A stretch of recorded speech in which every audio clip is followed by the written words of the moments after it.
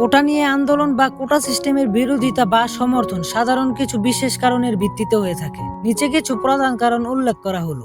অনেকেই মনে করেন কোটা ব্যবস্থা মেধাবীদের প্রতি অবিচার করছে, কারণ এটি যোগ্য প্রার্থীদের জায়গা কম যোগ্য প্রার্থীর সুযোগ দিচ্ছে। কোটা ব্যবস্থা অনেক সময় মেধার পরিবর্তে অন্য মানদণ্ডকে প্রাধান্য দেয়, যা অনেকের কাছে অযৌক্তিক মনে হতে পারে। কিছু মানুষ মনে করেন যে কোটা ব্যবস্থা আসলে অর্থ সামাজিক বৈষম্য দূর করতে সহায়তা করে। এটি সুবিধা বঞ্চিতদের উন্নয়নের সুযোগ তৈরি করে। কোটা ব্যবস্থা বিশেষ করে পিছিয়ে পড়া এবং সুবিধা বঞ্চিত গোষ্ঠীগুলোর শিক্ষার সুযোগ ও চাকরির ক্ষেত্রে উন্নতির জন্য প্রাণিত হয়।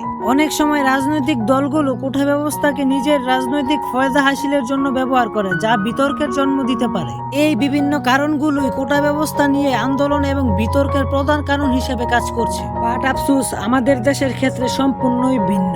সো আপনার মন্তব্য কমেন্ট বক্সে প্রকাশ করতে পারেন। এনিওয়েজ গাইস, এই ছিল আজকের ভিডিও। আশা করছি বুঝাতে পারছি। সো আল্লাহ হাফেজ।